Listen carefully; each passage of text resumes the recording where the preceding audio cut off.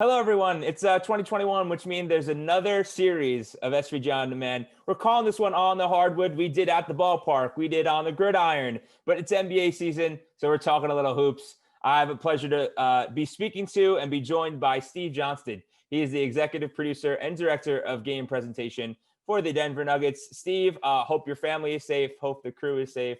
Hope you're off to a great start to the year. And it's Denver Nuggets basketball, baby. How you doing, Steve? Doing well, thank you. Same back to you. Hope everyone is safe and doing well. And yeah, it's great to be on. So thanks, I appreciate you asking. And everything is great here. But here, let's talk about some in-venue production. Things on the video board. What's going on in Ball Arena? What's being shown on the video board? And crowd noise. How is that looking like in Denver? yeah, well, we're very excited to have basketball back, but the video board might be one of our bigger challenges right now. Frankly, the restrictions we're under. We're very limited on the number of people we can have in our arena at the moment. So we are essentially taking the TV feed. And then we have an expression operator who's able to run playback, and then some graphics are really our biggest capabilities, unfortunately. Now, that's probably the main focus. As soon as we can add some more numbers to our games, will be the first thing will be TD, replay, our own camera, shader, right? And then hopefully, and then our fifth would be we want to get our mascot back into the games as well for some fun cutaways and stuff. So that's we're starting off really bare bones. So it's basically a feed from the broadcast right now on the video board. And then as far as the crowd sweetening or the fake crowd noise, like all NBA teams, we're working with Firehouse Productions, and it's been. In fact, I was watching the game on TNT last night, and it was the best I've heard it sound now on a broadcast. It was front and center. It made a huge difference watching the broadcast. So the broadcasters seem to be getting it dialed in. Right. We've got some great operators in there, and Firehouse put us through some great training. So that's obviously a huge part of playing with an absolutely empty arena. That's a big part to have. It's so sad hearing that Rocky is not in the arena. That guy is usually doing dunks and stuff off trampolines and stuff. It's amazing. I know. And you know, anyone who knows Denver Nuggets basketball, he's such a huge part of the brand, right? I mean, it's over 25 years, right, with Rocky. And so yes, he is on a priority list to hopefully get him back in there, because you know, we think there's a lot we can do there. Right. But you know, we're gonna, it's all about safety right now, and we're gonna stick to whatever those regulations are, and hopefully things will open up a little bit and we're able to get them back in there.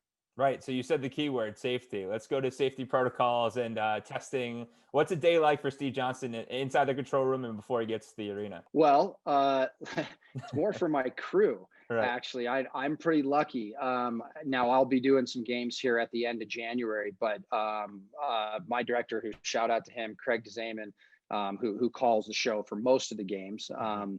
He's been taking it on, and him and our PA announcer, Kyle Speller, and Kyle happened to be in the bubble in Orlando. He actually went right through the finals. He's just an awesome PA announcer. So it's him and Craig at the table, and they're in our building. It's the designated red zone. Right. So they're down courtside, and they are, I think they have to test 72 hours and 24 hours before each game. Everyone's masked up. I mean, but again, there's such a limited number of people in the building anyways. So it's pretty easy to socially distance, and you know, everyone on my crew is taking it seriously. The other people on the crew, we have a crew of about 4 to 5 people who are trained on the crowd sweetening stuff. And then our DJ, and they're designated in the yellow zone. Okay. So they have to test 48 hours prior to every game. So yeah, the protocols are strict. I mean, even the game night meals, they sit in a room socially distanced, and it's, you know, it's sort of like a classroom, right? They sit at a desk kind of, or at a table kind of by themselves, right, all facing the same way. It's like an SAT exam. Yeah, right. Yeah. So our building, you know, shout out to our arena ops. They've done a wonderful job, you know, keeping things really dialed in, and safety of the players and everyone who's coming in there. Right. They've just done an awesome job with that. I'm going in this afternoon, actually, for a little while. We're doing some of the crowd sweetening stuff on the upcoming hockey season. So going to do some of that training. But yeah, it's a pretty stringent process, but a good process. Well, I just thought of this question, since you are responsible for things with the Avalanche, how has it been kind of preparing for the Avalanche season, but also doing stuff for the Nuggets during this weird year? Has it been hard to kind of juggle two things at once, since we're upcoming NHL season, but you're still just starting the NBA season? Everything's different, and maybe different challenges, right? And more challenges that everyone's dealing with, though. For us, though, and our crew, I mean, we're used to it, right? My team, we oversee all three teams. We're used to juggling a lot, right? The seasons are really typically start 3 weeks to a month apart. So we're used to it. This has just been different because everything's different, right? If anything, having the Nuggets start first, it's been helpful for the Avs, right? A lot of the protocol stuff, it's very similar. We kind of know the building. The crowd suiting is going to be a great example. And I know maybe we'll talk Avs down the road, but that's been really helpful. We feel ahead of the game in some ways on that stuff. Obviously, fans are at home. You're still trying to give them content socially. Obviously, not so much going on with on the boards now because no one's in there. But you mentioned something about Media Day before we jumped on and started recording. You mentioned something about Media Day and having access to players. What has that been like? I'm sure it's not as close as it's been in years past because of safety protocols, God forbid, getting them sick. So what's that been like? How have you been getting access to the players and still kind of getting stuff with them, content with them, but not like it is in years past? Yeah, our media relations staff was awesome, and we started working on it early. A lot of meetings, a lot of talking through it, and the league provided their protocols, and we stuck to it. Everyone who did go in on media day, the same thing, had to be tested. Pretty stringent protocols on set up of cameras, how close they could be, all of those sort of things, and the different zones, where the rooms. We had to adjust some of that. I mean, I think we had a couple stations up in some suites, on the first level. That's not normally where we would be. So it was less stations than we would normally do. And it was all about prioritizing. And we're a little unique at Kroenke Sports with all our teams, right? Our RSN is part of the Kroenke family, Altitude TV. So we always work as a team on this, but we really prioritize, like, hey, what are our needs and what are our wants? Right. And we got our needs and we got some of our wants. And it was interesting from the game pres and our side.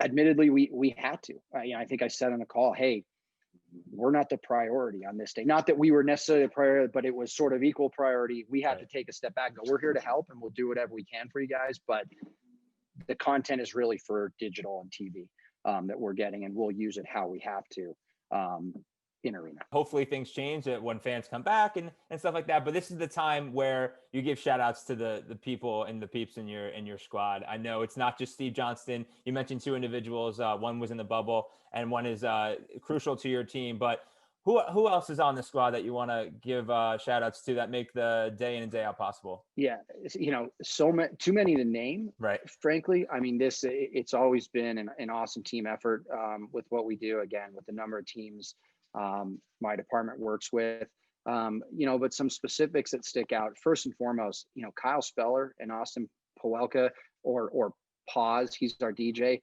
They were both in the bubble in Orlando, from the start all the way through the finals. So them bringing that experience back to us and kind of understanding, hey, this is some of the things that worked. That was huge. We've been able to lean on their experience, which has been awesome. And they really do provide, at the base level right now, it's all about providing a home court advantage, and they help us do that in just such a unique way, right? Pause is a great DJ, Kyle's a great PA announcer. Past that, one of the full-timers on our staff, Carrie Ann Keogh, she's used to being on. Mike is one of our talents. She's a manager, a game pres, and her role really shifted to, she's kind of overseeing a lot of the crowd suiting stuff and training on that and having that crew dialed in and the scheduling of it. And she is one of the operators as well. So, big shout out to her. We wouldn't have got the season off the ground without her. And of course, like I mentioned already, Craig, he's just awesome. He's sitting down at the table and we have recaps kind of every couple games. Okay, what are we learning? What more can we do? How are we producing this? So it's been an interesting process, and my team's been I think they love it, right? They were chomping at the bit to get back Right. in there and do whatever. So we're all just adjusting to the new norm for sure. Well, Steve, terrific job so far. I know it's only been a couple of weeks in the season, a whole lot more to go, even though the season is a bit shorter. That doesn't make it any less important. A lot of things are looking up in the Mile High. You guys have a great team. Nikola Jokic, Jamal Murray, trying to make a run at the Western title this year and make some noise. Steve, I really appreciate the time, sir. Good luck the rest of the way, and hope to see you in person sometime soon. For sure. Thanks so much for having me. It was great.